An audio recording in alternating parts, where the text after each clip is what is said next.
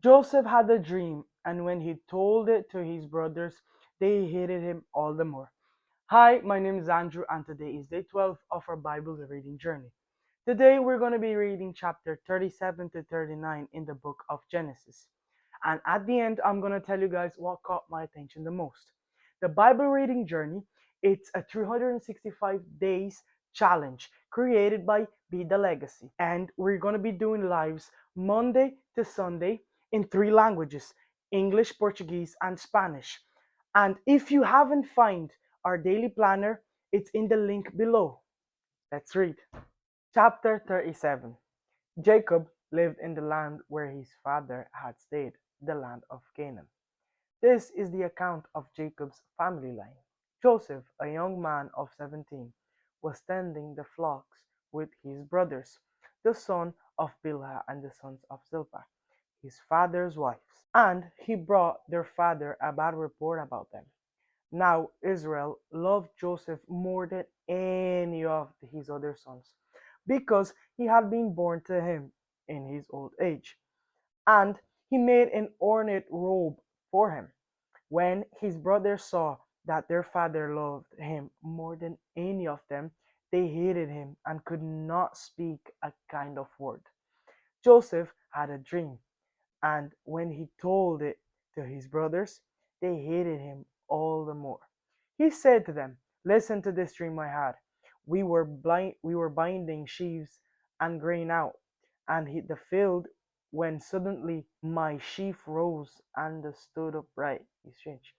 While your sheaves gathered around mine and bowed down to it, his brothers said to him, "Do you intend to reign over us? Will you actually rule us?" And they hated him all the more because of his dream and what he said. Then he had another dream, and he told it to his brothers. "Listen," he said, "I had another dream, and this time the sun and moon and the 11 stars were bowing down to me." When he told his father as well as his brothers, his father rebuked him and said, "What is this dream you had? Will you will your mother and I and your brothers actually come and bow down to the ground before you?" His brothers were jealous of him, but his father kept the matter in mind. Now his brothers had gone to graze their father's flocks near Shechem. And Israel said to Joseph, "As you know, your brothers are grazing the flocks near Shechem. Come, and I am going to send you them." "Very well," he replied. So he said to him, "Go and see if all is well with your brothers and with the flocks, and bring word back to me." Then he sent him off from the valley of Hebron. When Joseph arrived at Shechem, a man found him wandering around in the fields and asked him, "What are you looking for?" He replied, "I'm looking for my brothers. Can you tell me where they are grazing their flocks?" "They have moved on from here," the man answered. "I heard them say, 'Let's go to Dothan.'" So Joseph went after his brothers and found them near Dothan. But they saw him in the distance, and before he reached them, they plotted to kill him. Where comes that dreamer? Here comes that dream. Here comes that dreamer. "Come now, let's kill him and throw him into one of those cisterns and say that a ferocious animal devoured him. Then he will see what comes of his dreams." When Reuben heard he tried these. When Reuben heard this, he tried to rescue him from their hands. "Let's not take his life," he said. "Don't shed any blood. Throw him into the cistern here in the wilderness. But don't lay a hand on him." Reuben said this to rescue him from them and take him back to his father. So when Joseph came to his brothers, they stripped him of his robe, the ornate robe he was wearing, and they took him and threw him into the cistern. Was empty. There was no water in it. As they sat down to eat their meal, they looked up and saw a caravan of Ishmaelites coming from Gilead. Their camels were loaded with spices, balm, and they were on their way to take them down to Egypt. Mhm. Judah said to his brothers, "What will we gain if we kill our brother and cover up his blood? Come, let's sell him to the Ishmaelites, and not lay our hands on him. After all, he is our brother, our own flesh and blood."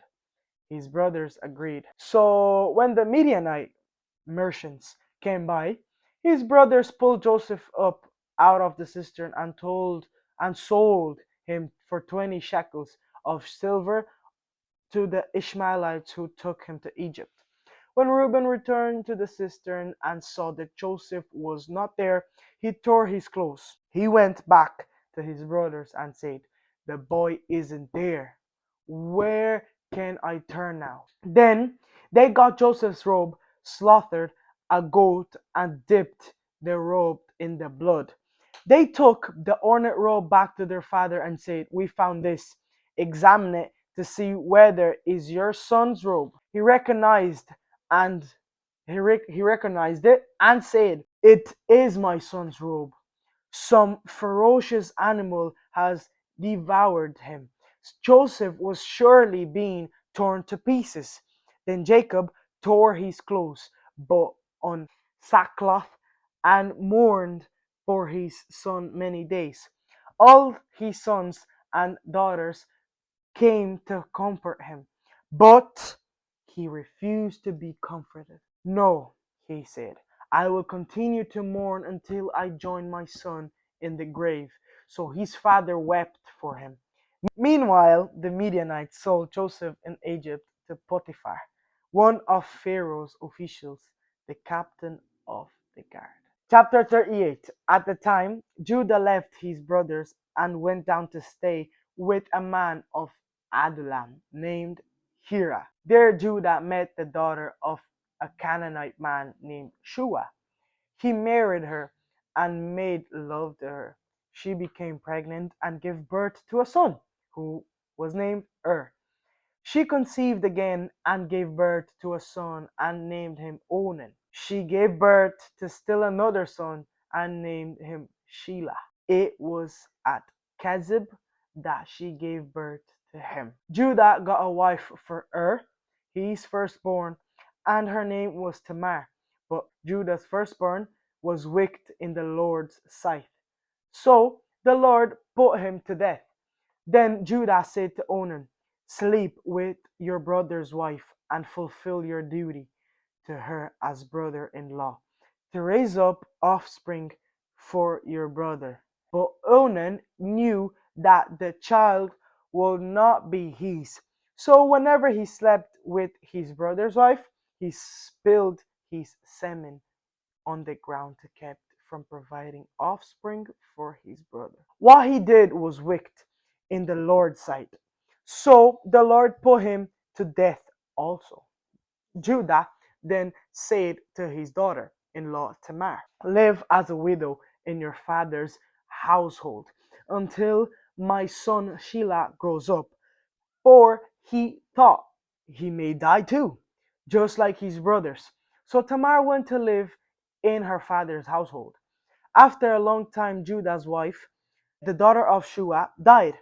When Judah had recovered from his grief, he went up to Timnah to the men who were sharing his sheep, and his friend Hira, the Adullamite, went with him. When Tamar was told, "Your father-in-law is on the way to Timnah to shear his sheep," she took off her widow's clothes, covered herself with a veil to disguise herself, and then sat down at the entrance to Enahem, which is on the road of Timnah.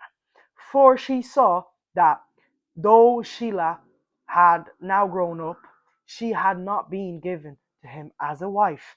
When Judah saw her, he thought she was a prostitute, for she had covered her face, not realizing that she she was his daughter-in-law, he went over to her by the roadside and said, "Come now, let me sleep with you." "And what will you give me to sleep with you?" she asked. "I'll send you a young goat from my flock," he said. "Will you give me something as pledge until you send it?" she asked. He said, "What pledge should I give you?" "Your seal, and it is cord, and the staff in your hand," she answered. So he gave them to her and slept with her, and she became pregnant of him. After she left, she took off her veil and put on her widow's clothes again. Meanwhile, Judah sent the young goat by his friend the Adullamite in order to get his pledge back from the woman. But he did not find her. He asked the man who lived there, "Where is the shrine prostitute who was beside the road of Anaheim?" "There hasn't been a shrine prostitute here," they said. So he went back to Judah and said, "I didn't find her." Besides, the men who lived there said, "There hasn't been a shrine prostitute here." Then Judah said, "Let her keep what she has, or we will become a laughing stock. After all, I did send her this young goat, but you didn't find her." About 3 months later, Judah was told, "Your daughter-in-law Tamar is guilty of prostitution, and as a result, she is now pregnant." Judah said, "Bring her out and have her burned to death." As she was being brought out, she sent a message to her father-in-law. "I am pregnant by the man who owns these," she said. And she added, "See if you recognize whose seal and cord and staff these are." Judah recognized them and said, "There is more righteousness than I, since I wouldn't give her to my son Sheila, and he did not sleep with her again. When the time came for her to give birth, there were twin boys in her womb. As she was giving birth, one of them put out his hand.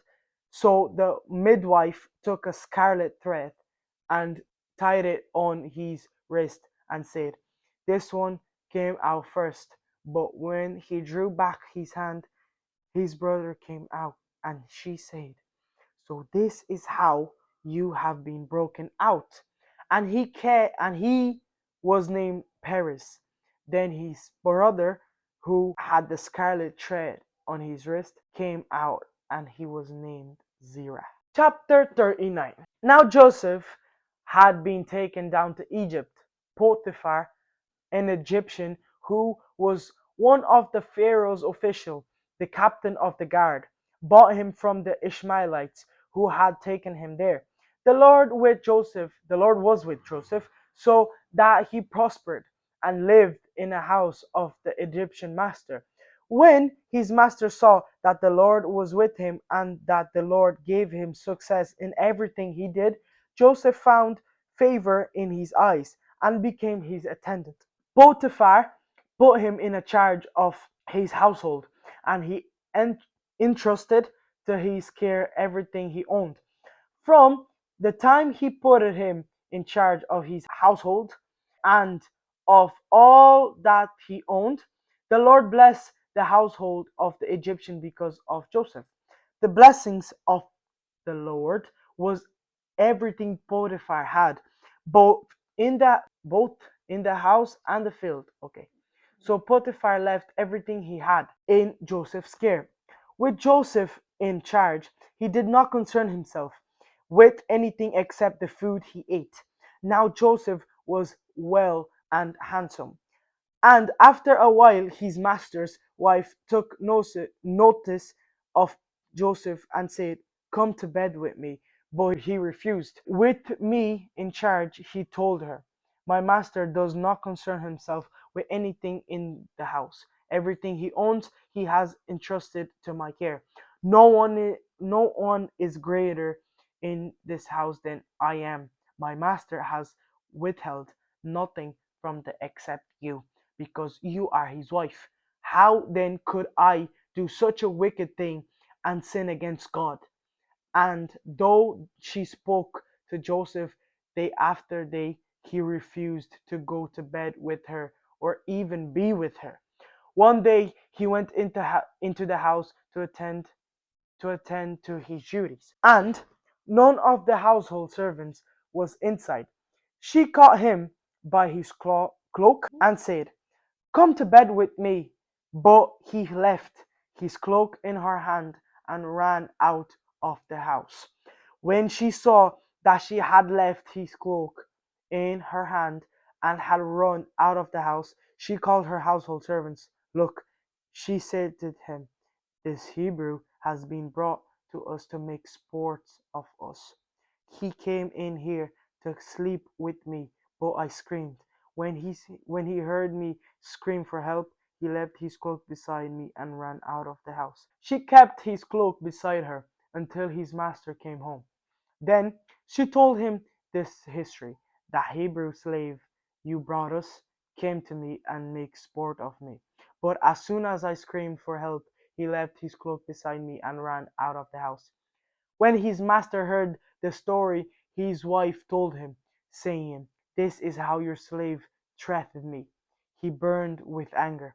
Joseph's masters Joseph's master took him and put him in prison, the place where the king's prisoners were confined.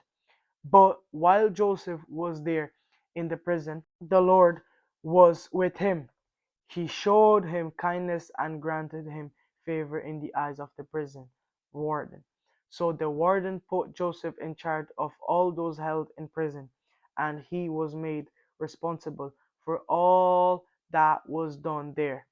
The warden paid no attention to anything under Joseph's care, because the Lord was with Joseph and gave him success in whatever he did. So in chapter 37, where Joseph have a dream and he go to speak with his brother, I get from this part that it's not everything that God gives to you have to say to other people.